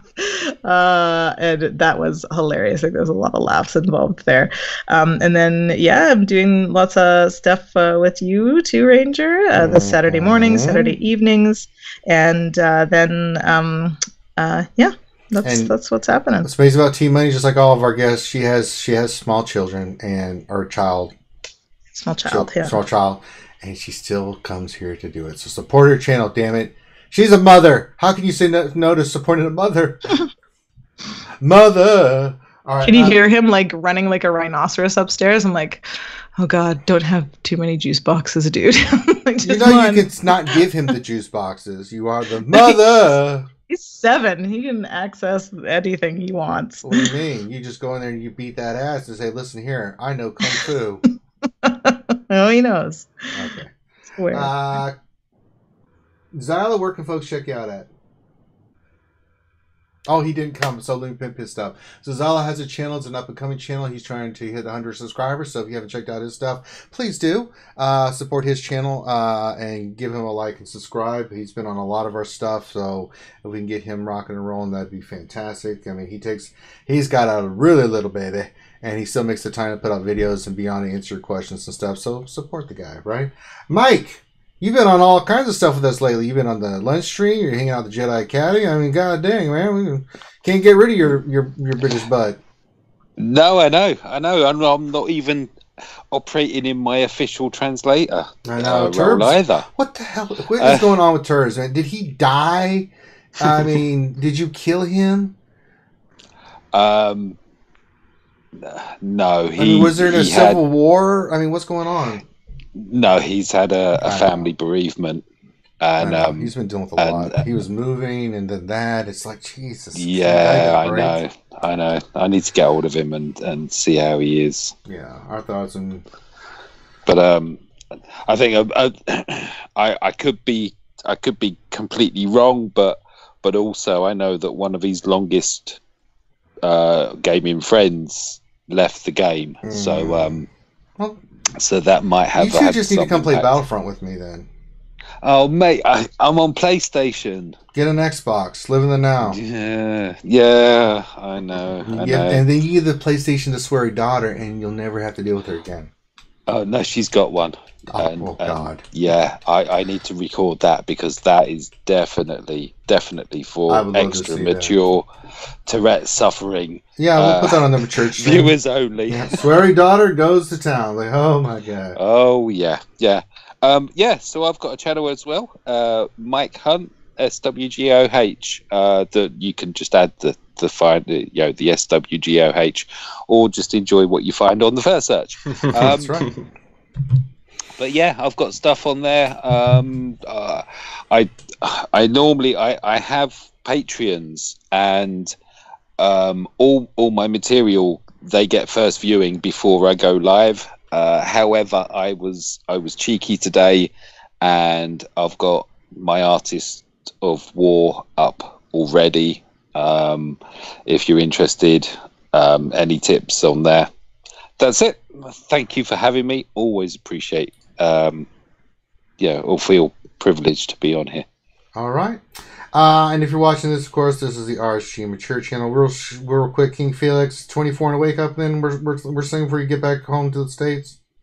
Yeah, that's about it. I'll be back in May as I move across the country, and then I can hopefully join you guys on some other streams. I'm sure I'll be driving across the country while you do a stream. Maybe I'll call in for a while. Word. All right. And then, of course, again, as I was saying, this is the RSG channel. Make sure you like and subscribe, not just our channel, but all these great channels. These wonderful people take time out of their busy schedule to be here to answer your questions. They love the game, and they spread that, to you guys and their knowledge and passion. And we do the same thing. And, subscribing and giving the thumbs up to any channel just helps it grow, helps it get more views, help keep the channel live and growing, right? And it confirms that what the people are doing on those channels and here is it's rewarding, right? I mean, we do it because we want to help you guys out, but that's just the easiest way to help support us back. No, we're not having Swear Daughter on the... You know what? I should have Swear Daughter on the Battlefront, too. That would be funny. But she's got Oh to get man, an that would be Xbox. amazing. You know? I'd watch that. Hell yeah, me and Swear Daughter and with Perv, with True and Vincella. Oh my lord. I think I probably pass out again and break my nose this time, so it was busted. If you play badly, she'd reach through the internet Wow. and do it for you. I tell you, she's an aggressive little bugger. That's right. Also, tonight we'll have the RSG Mature channel. I will be doing the Thrawn Mythic event. I will not be touching any of the events until tonight. So that'll be on. We'll be drinking, having fun, see how well Ranger does in round D of that event. During the week, you can always check us out. Monday through Friday, we do the lunch stream from 12 to 1. We have people on like Mike and stuff like that. All kinds of guests from the RSG crew and whoever wants to be on. I'm doing a lot of Battlefront 2 streams, so I've been doing that. I'll do another one this afternoon leading into the pain and suffering that is the Thrawn events. So that'll be somewhat a relief. And then Wednesday night's our normal stream from 8 p.m. on, where we break down the latest and greatest Star Wars Galaxy Heroes news and notes and break down what it all means. And if you guys are listening to this afterwards, you can listen to us on YouTube and go back and follow in and check out the chat and follow along like if you're just watching live. Or if you just want to download this and listen to your listening pleasure, you can go to the iTunes store and you can download us like a podcast and you can listen to us wherever you like. So on behalf of my guests, I want a big shout out to Chrome, everybody. Big round of applause for Chrome. Yay, Chrome! Helped me out because cheers, Chromie. I've been kind of on solo duty doing everything, so that was kind of a relief. Thank you, Chrome. And Chrome's been hanging out with us on the lunch stream and stuff. It's been cool, right? Yes, sir. I appreciate it. Shout out to Miss Ondane and our wonderful guild. Yes, thank you for letting him leave the cage and come join us. I'm joking, of course. Or maybe I'm not. It's Saturday morning. It's my free time. That's right. When she wakes up, your laugh is over. But no, thank you, Chrome. Really appreciate that, bud. It was...